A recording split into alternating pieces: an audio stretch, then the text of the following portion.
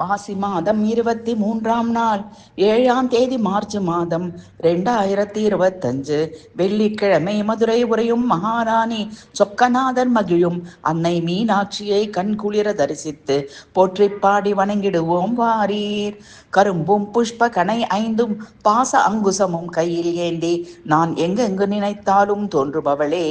கழுத்தில் முத்து ஆரமும் காதில் ஒளி கொண்ட வெண்பிறை தோடும் பொன் ஒலையும் சிவந்த தாமரை பாதங்களில் பொன் சிலம்பும் திருமேனியில் பட்டும் மலர் மாலைகளும் அணிந்து காட்சி தந்தாயே அம்மா. மீண்டும் மீண்டும் கருக்குழியில் வீழாமல் என் தன் வினை பிறவிகளையும் கலைந்து அருள் செய்திடுவாய்.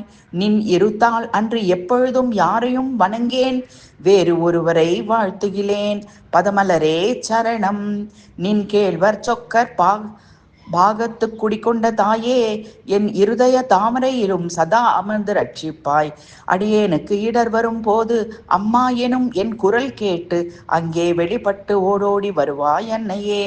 கருமேதியின் மேல் எந்த நேரமும் காலன் வந்து ஆவி விட்டாலும் எனக்கு அஞ்சேல் என்று அந்த நேரம் வந்து அருள்வாய் திருவே.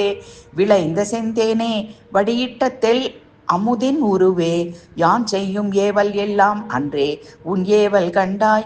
என்னை ஆள் கொண்ட நாயகியே, நின் தாமரை தாளே சரணம் சரணம் கண்டாய் மதுராபுரி அம்பிகையே.